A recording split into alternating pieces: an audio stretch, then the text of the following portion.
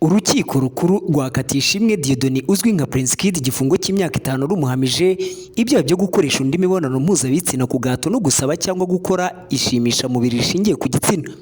Urubanza rwagombaga gusomwa kuri uyu wa gatanu tariki 13 kwa 2023 ku isaha saa 5 z'amanywa, ariko rushyirwa saa 7 ku mpamvu umucamanza avuga ko zatunguranye.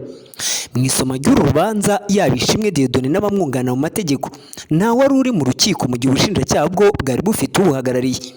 Umucamanza atangiye yibutsa abari mu cyumba cy'iburanisha ko Ishimwe Dieudonné yarizwe ibyaha birimo gukoresha undi imibonano mpuzabitsina ku gahato, icyaha cyo gusaba cyangwa gukoresha ishimisha mubiri rishingiye ku gitsina, n'icyaha cyo guhoza undi ku nkeke bifitanye isano n'imibonano mpuzabitsina. Perezida w'inteko iburanisha atangiye avuga muri make uko urubanza rwagenze kuva ku munsi wa mbere kugeza ubwo uregwa aheruka kuburana. Urukiko rwanzuye ko inyandiko z'abakobwa batanze babazwa arizo zifite agaciro, naho izo bakoreye kwa noteri ziteshwa agaciro kuko zitavugisha ukuri.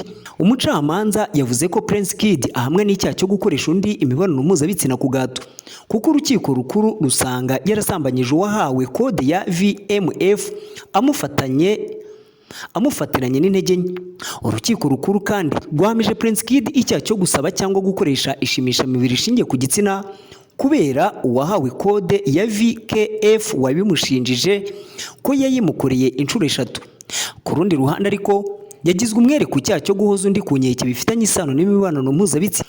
Yashinjwe n'uwahawe kode ya VBF wamushinjaga kumuhamagara mu ijoro amusaba kuryamana nawe, undi akamuhakanira.